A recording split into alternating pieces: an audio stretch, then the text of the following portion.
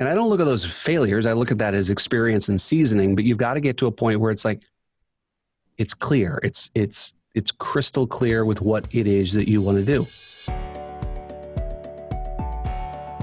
Being a one-man show or one-man band, what kind of failures did you come along the way? Because you obviously didn't have, someone to rely on. It was just you. Yeah. No, I didn't. I clearly have not landed a multi-million-dollar contract yet. How much time do you have on the failure side? I think that, there were a lot of failures, really. There's a lot of trial and error. There was stuff where,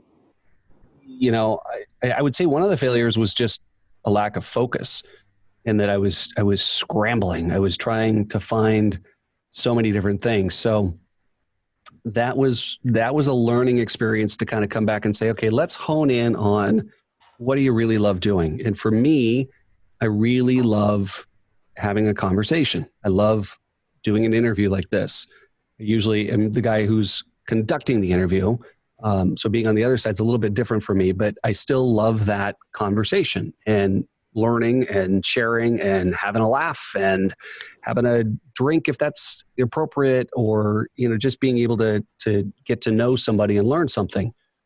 So at the beginning, I was applying for every TV job I could find. I was trying to go on every trip, junket I could, at the expense of being around my kids and my then wife. I was pushing. And a lot of people would kind of say, well, now why are you doing this? Where are you going with this? And I'm like, well, I just got to keep going. You got to keep swimming, Dory. And, and you've got to be able to just keep going. And that just kind of got me going a few different ways, because all of a sudden there would be this person who wanted me to MC something. Okay, great. I'm MCing.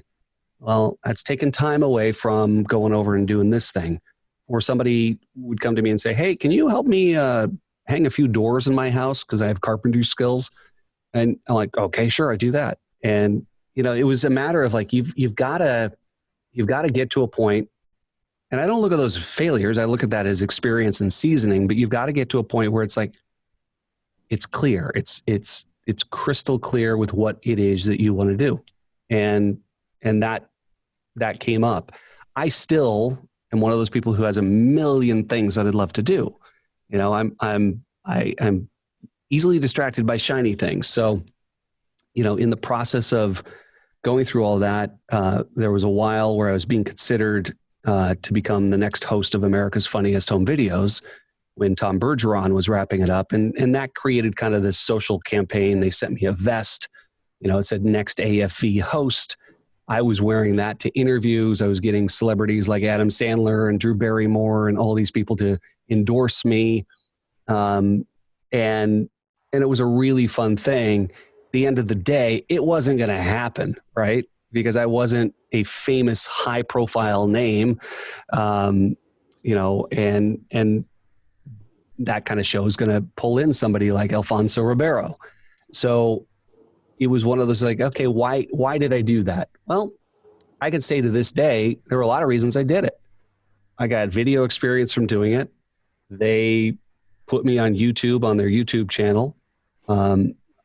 I made some really great contacts with, including Todd Thicke, who was the executive producer of that, Robin Thicke's uncle, a good friend to this day. And I can sit here and confidently say, someday I'm pretty sure Todd and I are going to work together on something.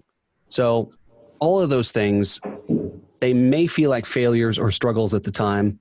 They're all going to lead to something. It's seasoning. It's time and seasoning.